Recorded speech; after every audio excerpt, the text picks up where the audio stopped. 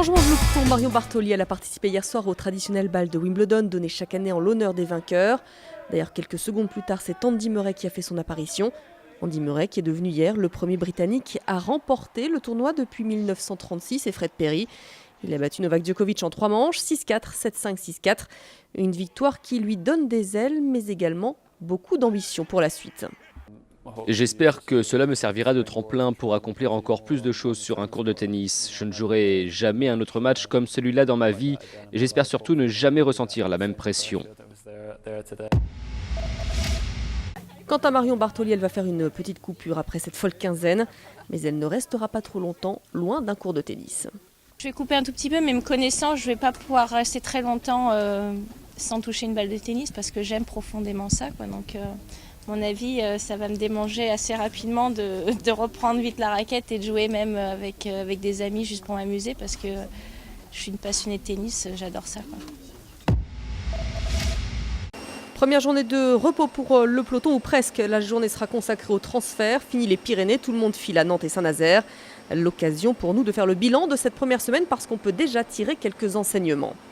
Une seule étape lui a suffi pour faire la différence et s'emparer du maillot jaune. Samedi, dans la dernière ascension, Christopher Froome a écœuré ses adversaires. Le coup de force de Froome à Axe-Trois-Domaines, il a été impressionnant, il n'y a aucun doute là-dessus. Il a marqué de gros points, c'est une évidence, il est en position de force. Mais ça veut dire aussi que si les équipes se liguent et qu'il y a une tactique de harcèlement, tout est réellement possible. Pour preuve, l'équipe Sky a montré hier quelques signes de faiblesse. Christopher Froome s'est retrouvé seul durant presque toute l'étape. Richie Porte, son dauphin, a perdu 18 minutes au général. Inquiétant. Sky n'a pas déjà gagné le tour, je dis attention, attention. Le point faible aujourd'hui de Chris Froome, c'est pas lui, c'est son équipe.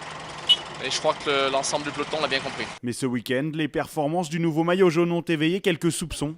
La comparaison entre Chris Froome et Lance Armstrong à l'époque n'a pas tardé à circuler. Je pense que c'est normal.